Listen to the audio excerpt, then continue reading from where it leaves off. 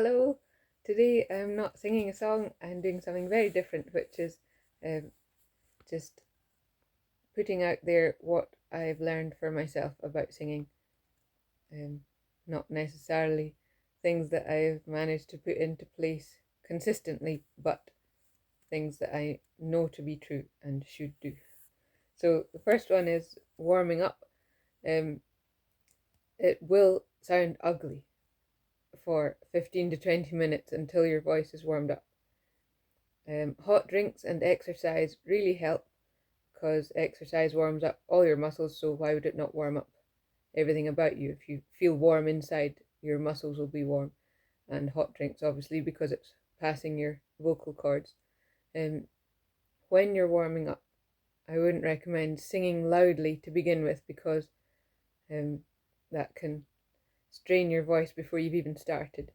Um, Second thing is avoiding strain, and your stomach muscles matter hugely for avoiding strain, and um, talking and laughing, especially in loud places when you're not singing, um, obviously can really push your voice, and you can notice it when you sing after that. Um, you need to sing through the bridge of your nose, so that's this part here. Um, it should You should feel it resonating, and then that might help you to know where about the sound should come out, as well as um, if you sing in a way that makes you feel like you're almost yawning, that can help to sing out of the right place. Milk and orange juice, although they're not said to be advisable, can actually help because they coat your vocal cords. So, like if you've got a scratchy throat and you need to sing, that can really help just to get through the gig because it's milk or an orange juice or something really sugary. Um, I would say orange juice is one of the best ones because it's quite thick as well, and it kind of coats your vocal cords. Another way to keep uh, away from straining your voice is keep your chin down, especially when you're singing high notes. It also helps you to reach the high notes. Um, and then, in terms of just sounding good in general, all those things will help you sound good. Um, you don't need a big vocal range to sound good. Whitney Houston is, voted by most people in the world, or voted by many to be the best singer in the world. And she didn't have all that big of a range, but she sounded beautiful within it. Um, and yeah, so then we've got grace notes, like all the fancy twiddles that you can add to your singing. Um, each country has their own type of grace notes. So grace notes is a very Scottish way of describing it because that's what you have in piping.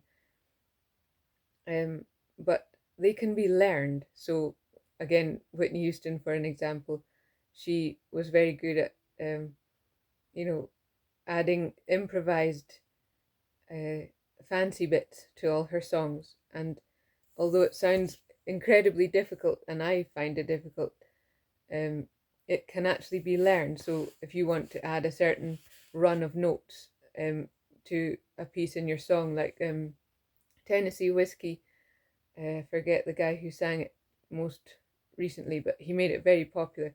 And he's got this one particular run at a point in the song, in the chorus, where, and I noticed that over many videos, he sings the exact same run every time. So if you take that as a goal, you could easily learn a run, get it, perfect, and then sing it every time. And for somebody hearing that the first time, they'd be blown away and don't necessarily know how many hours you put into it. The last thing that I have is vibrato. So throughout all the decades, you can tell that there's a singing fashion in each decade, and like in the 30s and 40s, it was a fairly jazzy kind of sound, and the vibrato could be quite fast.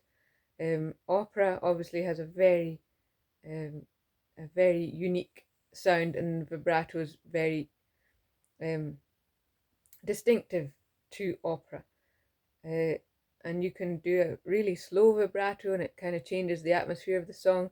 And so you can learn to add it or not. Some people's voices, it's hard to turn it off. Some people's voices, it's hard to add it. But you can learn to control these things.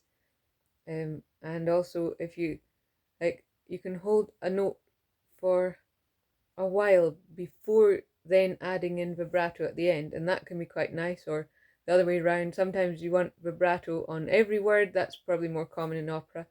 Other times you might want to pick and choose what words you add vibrato to. That can be instinctual, or you can decide, before learning the song, that that's how you want it to sound.